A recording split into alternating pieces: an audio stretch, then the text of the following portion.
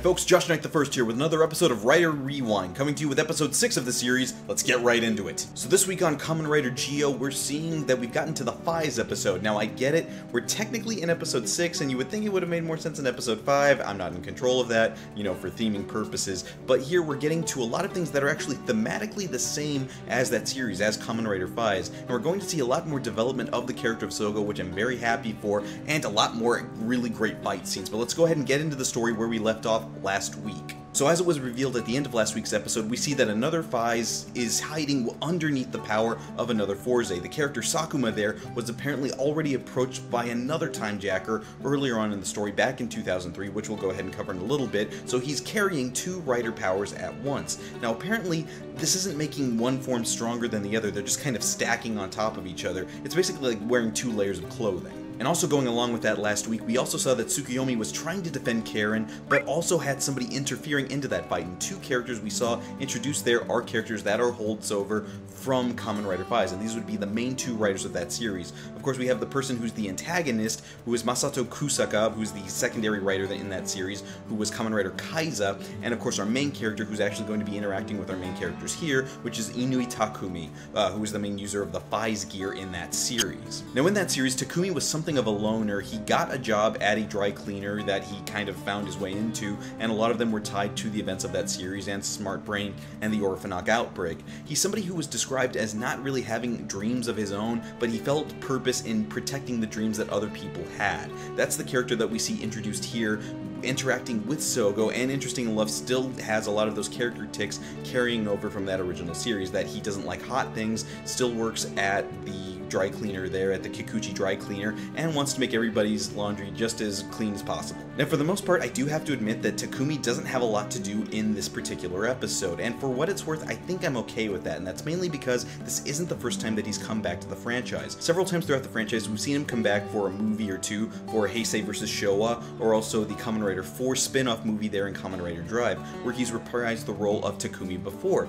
Now, I think here in the episode, really he's just there to kind of be the anchor to the story that's proceeding here in Geo, because we still need a main character right now, especially since we saw in Fourze we didn't have those main characters able to show up. Now in trying to tie these stories together, I think the episode actually does a really good job of that in incorporating the different things of Phase and Fourze together. So we see here in the present day that both Sougo and Takumi are on watch duty, while Tsukuyomi and Geiz are trying to figure out just how far back they have to be searching in order to figure out why Karen is the way she is. Specifically because they figure out that in pictures that they're looking into, she's the same age. She doesn't seem to get any older. The reason for this is that they uncovered that there was another Timejacker messing with things, which we figured that was the case, and that was actually Hora. Now last week I theorized that it was entirely possible that one of the characters may in fact have been an Orphnoch. Unfortunately, getting into this episode and seeing everything revealed, that's not the case. What we see happened is back in 2003, Karen and Sakuma, the person who has become the other writers in this episode, were friends going to school at the time, and apparently Karen suffered a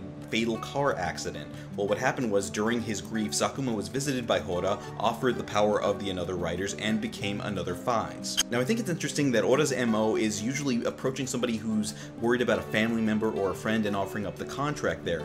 Now in that sense, she's actually really similar to an Imogen, which were the monsters there, the antagonists there in Kamen Rider Den-O, which is famously the first really focused time travel series there in the Kamen Rider franchise. So I'm wondering if there's any more ties to that, or it's just something that they happen to have in common. Now once he received the Phase power, we see that Sakuma started sucking up the life energy of girls around him that happened to match Karen's birthday. That way they kind of matched. Now I think it's interesting that the way he's kind of doing that makes him kind of like an Orphnoch, but not exactly, because famously Orphnochs did suck up life energy, but they kind of turned their victims into ash. Here we're not seeing that, we're just seeing the sucking up of the life energy. So I imagine that's kind of their way of sneaking in an Orphnoch without actually having to show an Orphnoch suit in this episode. What's more interesting we see is that there's actually direct ties to Kusaka. Now, I'm interested to see that something I did catch last week with the tie-in of the Meteor Ryusei to the Ryusei school there in Phase is actually a direct link. We see that Kusaka knew both Sakuma and Karen because they both went to that school.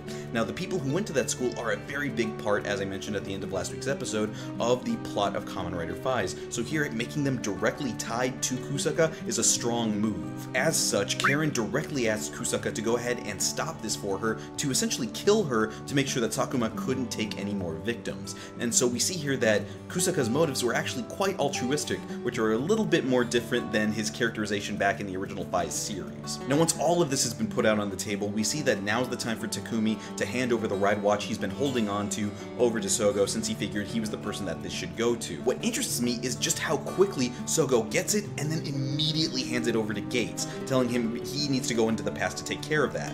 Now it makes sense, a divide and conquer strategy makes perfect sense given that they can't defeat one without having to worry about the other another rider power. So basically they have to work in tandem, defeating both parts at the same time. The more important thing I want to point out is that when Sougo comes to this conclusion, he actually gives a really quick but meaningful speech about what it means to be a self-sacrificial hero, saying that if everybody keeps self-sacrificing, essentially there's not going to be anybody left and the cycle needs to stop now. When you tie that back to his desire to be a king and that he thinks that a king should sacrifice for other people or make sure that they don't have to, that actually makes more sense, seeing that he does have those altruistic capabilities or thought processes that would make sense for a king. Now I'm still waiting for a little bit more of a development on that as to why that idea ever got put into his head, but that'll have to wait for another day. Right now we actually need to get back to the action. Now as I stated, both Geiz and Gio have to fight in tandem to go ahead and take out Sakuma, both in 2003 and here in 2018. Now what makes sense here is that of course they're both going to be using their individual ride watches,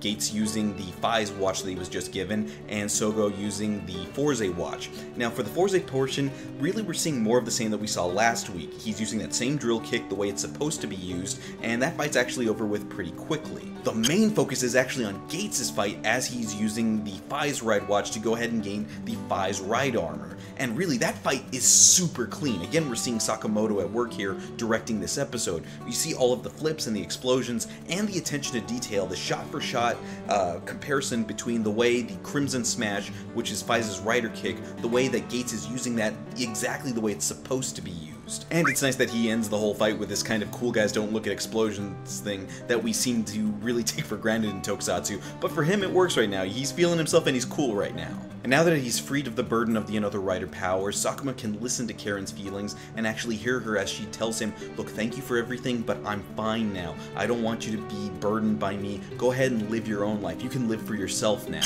And aside from Tsukuyomi having to remind Sougo to go ahead and go back and give the red watches to both Gentaro and to Takumi, that's pretty much all there is in the episode, and we can go ahead and look forward to next week when we're actually seeing we're visiting Wizard. So yeah, this is actually a pretty cut and dry episode, all things considered. I really like that thematically, when you're taking both of these episodes together, episode 5 and episode 6, there's actually something that's very much the core of Kamen Rider Faiz, which is that most of the problems could have been solved if people talked to one another. We see that Karen could have explained all this away and said, hey look, this is why this is happening, or this is why so-and-so is protecting me, but she didn't say any of that, and that was actually a big part of the drama there in Faiz, is that none of the characters talked to one another, and that actually led to a lot of traumatic events in that series, which is worth the watch. You should check that out.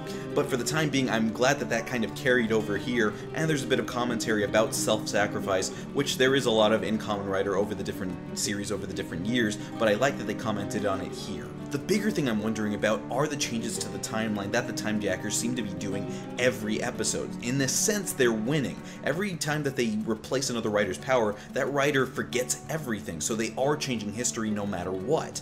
But what I see here is that certain characters are alive when they shouldn't be, or potentially dead. We see at a certain point in the episode when Sakuma became another Faiz, Takumi was in the middle of a fight, and yes, that was a fight pulled directly from Kamen Rider Faiz, and we see that he de-transformed in mid-fight, and I like that they gave him a wig to match his hairstyle at the time. But the thing about it is, in the middle of that fight, we see Mari, via stock footage, was very much in danger from an Orphnoch at that time. And I'm wondering, did that fight still continue? Was Mari still trapped by the Orphnoch? Or was it like last week with Forze and the monster disappears at the same time the rider does? Much the same, sorry for the spoiler, Kusaka is supposed to die in his series on the battlefield in the middle of a conflict, but because events have been changed, Kusaka is alive for this, which actually makes sense for this particular version of him coming back. But the thing about it is, how many of these deaths, not deaths, are the Time Jackers going to stack up and actually really screw with the timeline. But these, of course, are the things I'm concerned with the series. I want to hear what you guys thought in the comments below, so let's go ahead and talk about a few things.